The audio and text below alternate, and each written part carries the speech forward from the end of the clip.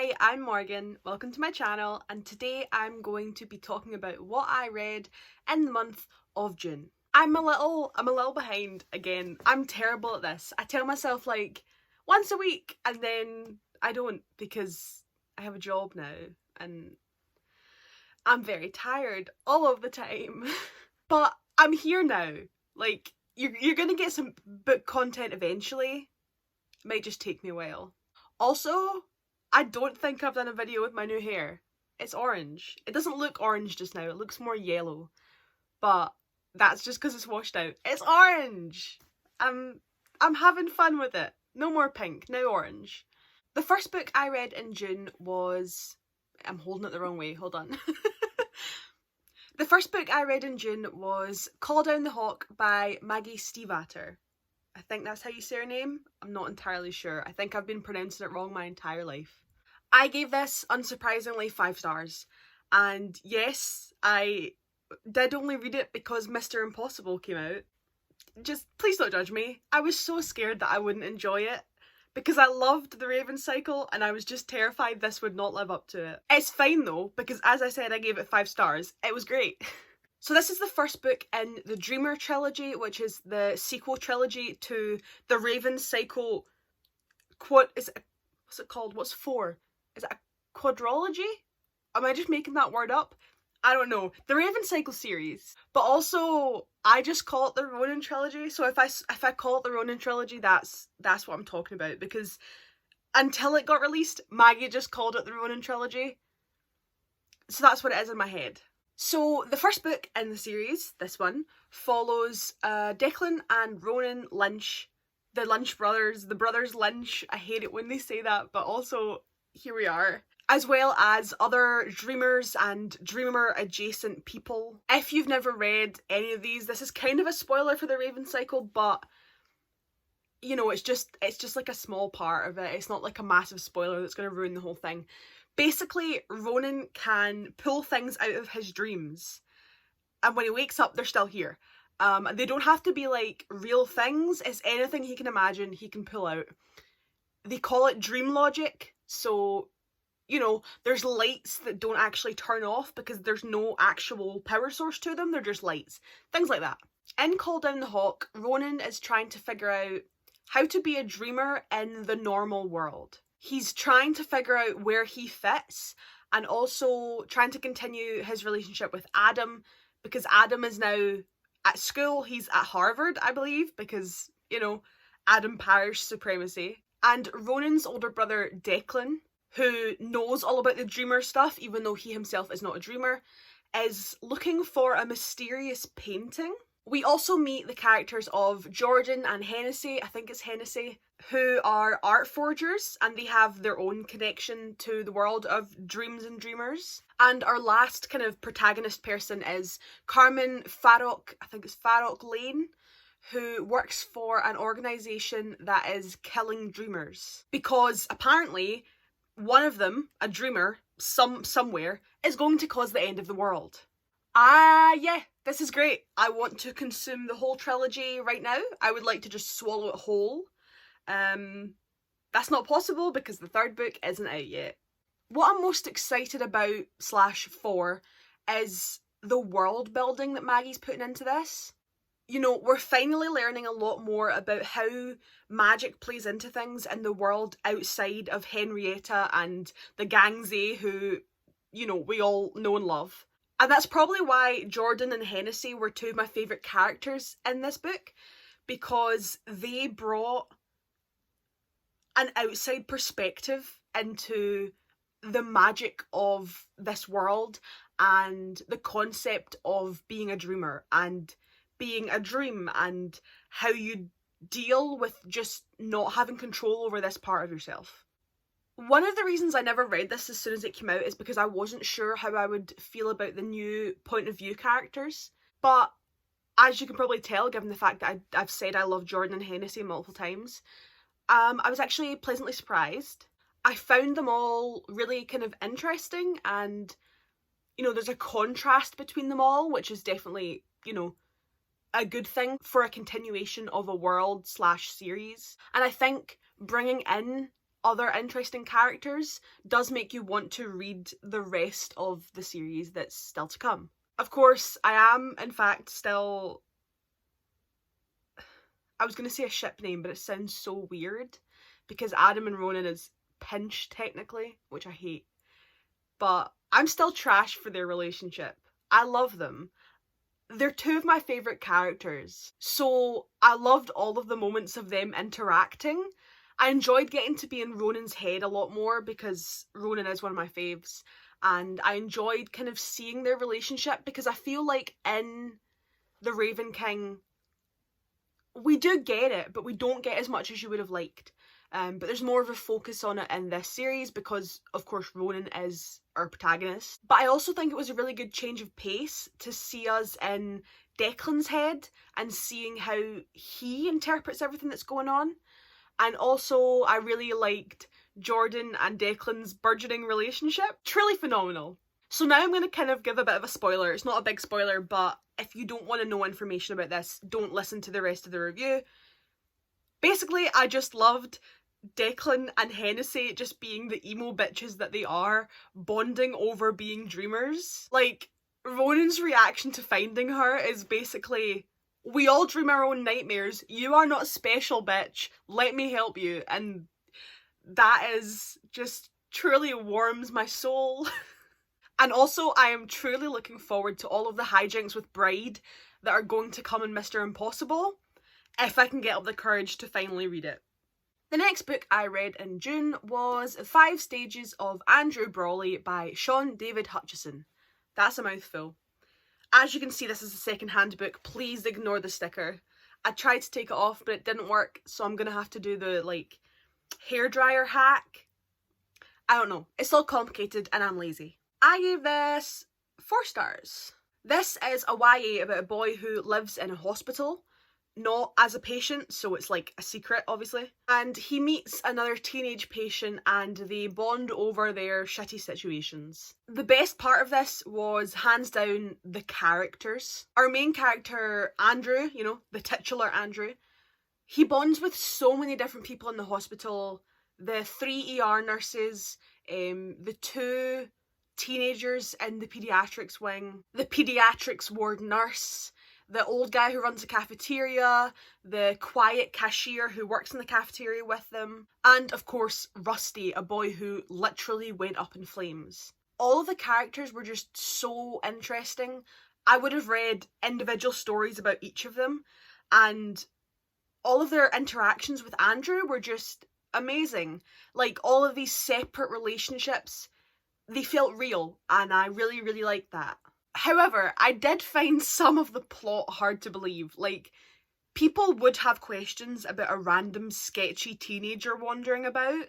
I know the whole concept of, if you go in somewhere pretending like you belong, people believe you. But he's like 16, he's like 15 or 16.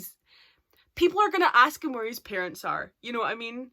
I also would have liked to see more of Andrew and Rusty's burgeoning relationship, because when you compare all the interactions we got with Andrew and Rusty to Andrew with everybody else, there was more kind of meat to the interactions with everybody else.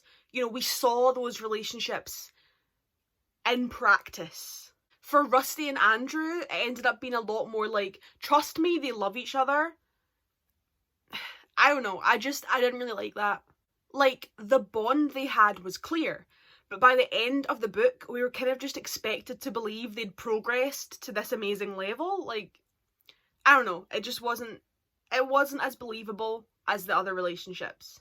But that was pretty much my only big issue with it.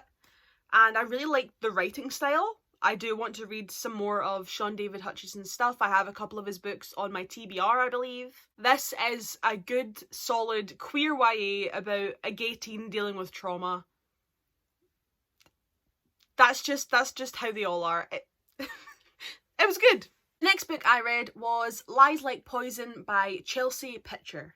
This is a 3-star. This is a YA and it's kind of influenced by fairy tales, but not directly correlating. You can just kind of look at the characters and their stories and know what fairy tale they're influenced by. So A woman dies, and her daughter, her stepson, and their two childhood friends, who they haven't spoken to in years, are brought back together as they try to figure out what happened, especially because Jack, Lily and Belladonna had planned to kill the mother, Lily's mother, years ago because of the way she was treating Raven and Lily, but mostly Raven. It was fine, it was good, it was a quick YA mystery thing. There is a female-female romance, a trans character, and a male-male romance by the end of the book. So like a net positive on the representation front. It wasn't like groundbreaking, but I'm always welcome to more queer relationships and queer characters.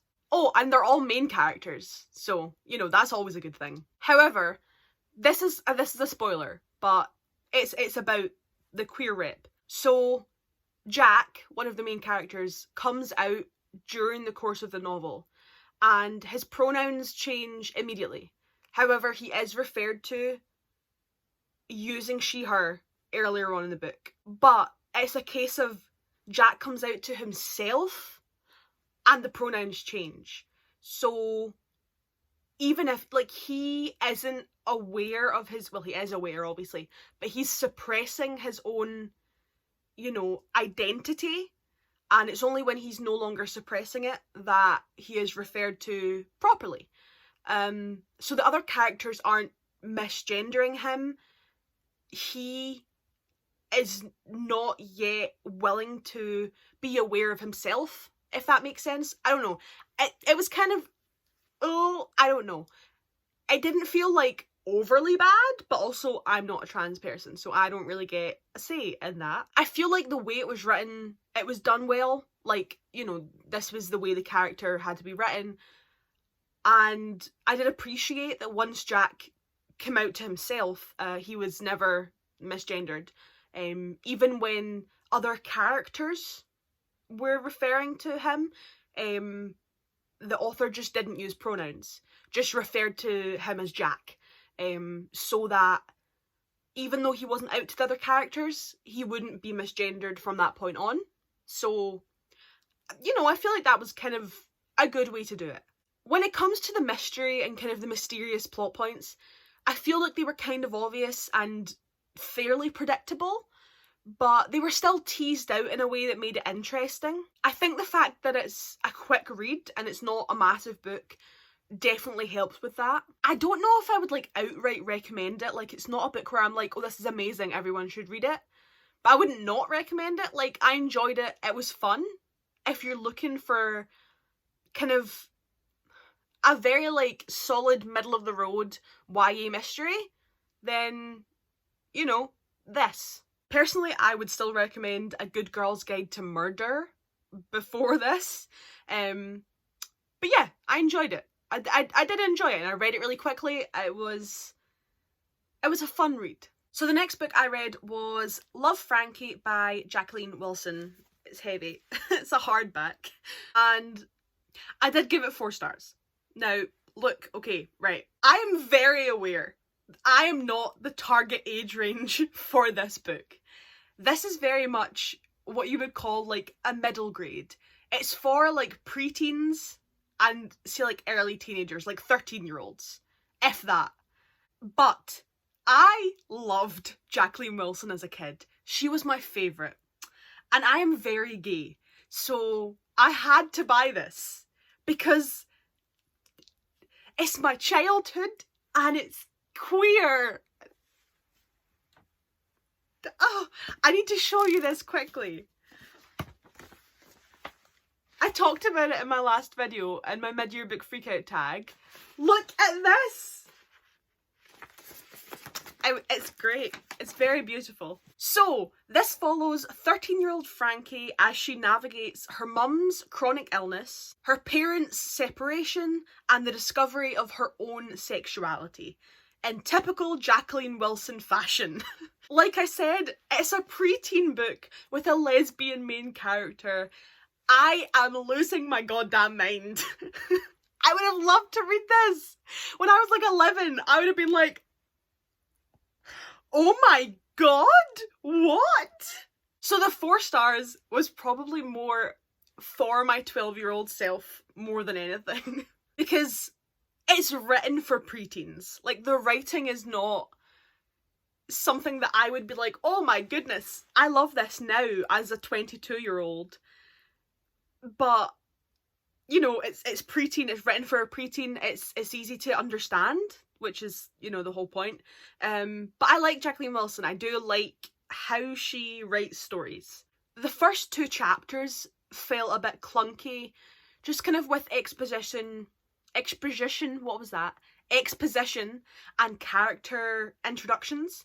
But once we got past that, it was just like an easy preteen read. Jacqueline Wilson clearly got into her groove and I enjoyed it. Frankie was such a good character. She was just a great mix of teen confidence, puberty fueled hormones, and the slightly outsider weirdness that comes from being clearly different at a young age. I actually really enjoyed her relationship with her sister Zara, which was a stereotypical Jacqueline Wilson big sister. She was just a stereotypical big sister. She was great. And I also enjoyed the relationship with the librarian and her nerdy friend whose name I have forgotten. I think the relationship with Sally was interesting. They both had different reactions to their feelings, which was a good thing to show. I'm glad that Sally got a bit of redemption by the end, but I would have liked, you know, maybe some more closure, if that makes sense, like a little bit more resolution than what we got. You know, gay preteens also deserve happily ever afters. Not that it wasn't like a sad ending. It was very much like a teenage relationship ending. So, you know, I don't know. It was good. I enjoyed it. It was fun. Am I ever going to read it again? Probably not, because it's for kids, but I'm keeping it because I love it. The next book I read was Do You Dream of Terra 2 by Temi O. 3 stars. I would like to start off by saying I did like this. However, I was very disappointed. This follows 6 teens who have studied to be astronauts since they were like 12 or 13 on a 23-year mission to a planet called Terra 2 with 4 senior astronauts. We follow them through this build-up, skipping quickly through their training, focusing mostly on the days before takeoff and their time in space. So this is probably going to be a spoiler, right? So just, you're forewarned. The plot really let me down. I expected a complicated space mission. I was really interested by the power of Terra 2. And I expected a lot more of their journey than what we got. Though I did like the reappearance of the Chinese ship at the end. That was some good shit in there. And I think my main issue with it is that I did not connect with the characters, like, at all. I didn't particularly like any of them. And I think that's because what we knew about them, we mostly just got told. You know, it wasn't shown, it was just told this is the kind of person that they are. I love character-driven stuff, which you might have noticed. It's one of the reasons I love Becky Chambers' work. But this felt a lot less like character-driven than just, here is the exposition for why this character is like this, which made parts of the book tedious and just kind of stalled the momentum. We weren't learning about them as we went along. It was a case of, okay, now here is a reason why they do this. Here is some backstory. Full stop. Back to the action. I didn't really vibe with that. But on the more positive side, because like I said, I did still enjoy it. I didn't hate it. The main characters were mostly people of colour, which was really good. And there was quite a few women as well. It was a good mix of men and women. And the kind of missions and the politics of modern space travel were really interesting to read about, especially where these teenagers fit in with everything. So it was still a good book, and I did end up, you know, enjoying it to a point, hence the 3 stars.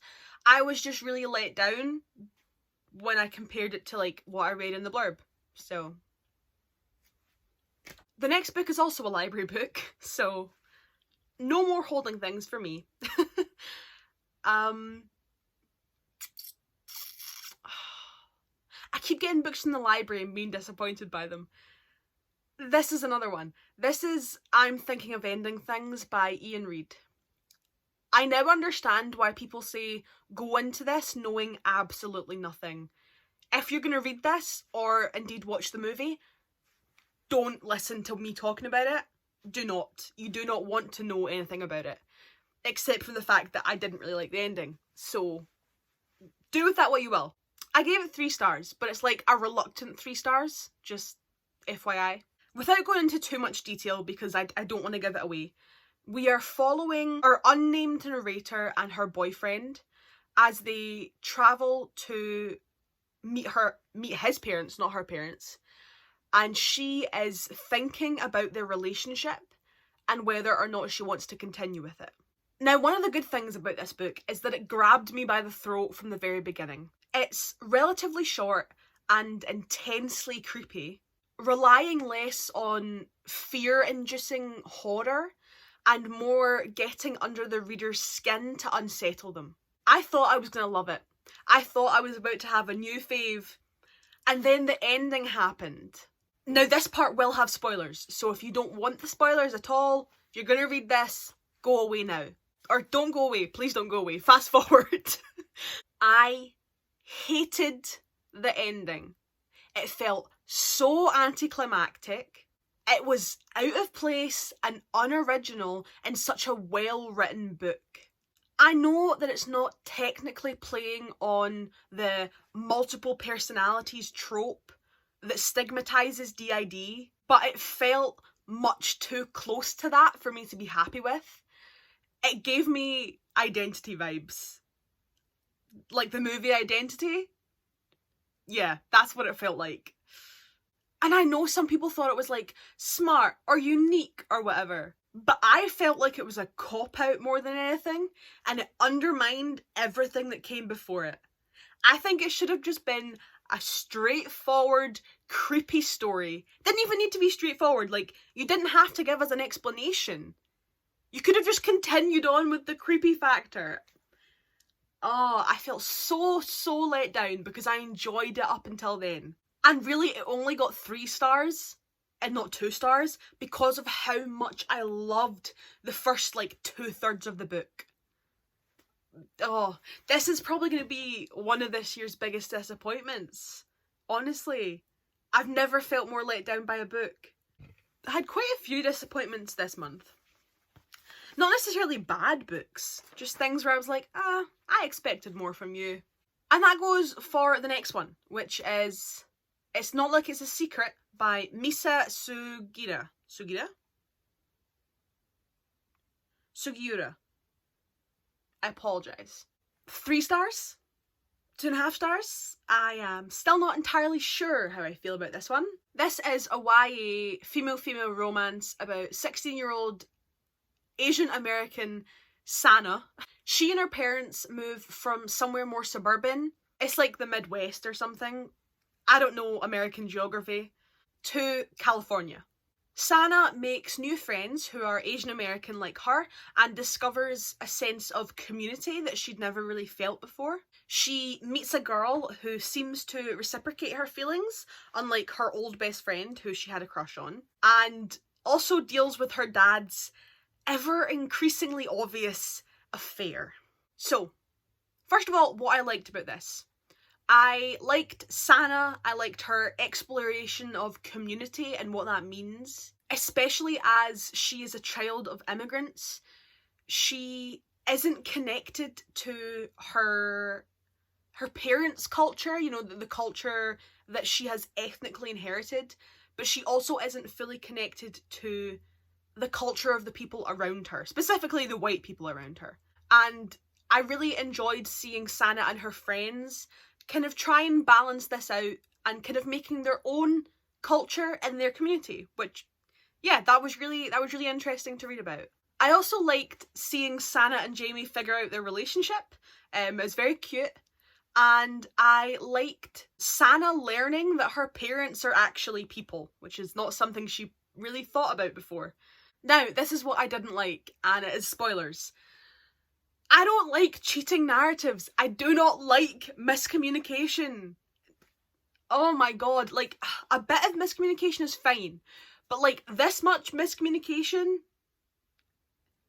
I have anxiety and I communicate more than that. Like, come on. And I hate the trope of a cheating narrative. I hate it. Like, it's one thing to have her dad having his affair, because that's not Sana.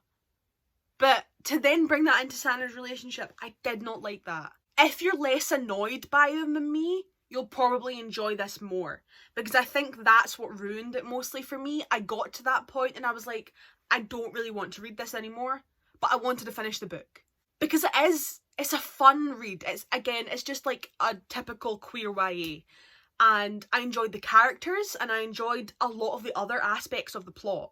It's also got some good representation in there. You know, there's people of different ethnicities, there's people of different sexualities, and kind of talking about the complex world of like teenage high school drama, which it is. People act like it's not. It is. It's complicated when you're 16.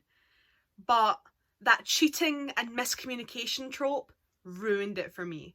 Hence why it's like a 2.5 3 stars, because it was fine. I definitely would never read it again. For the last book I read, we are back to holding them up.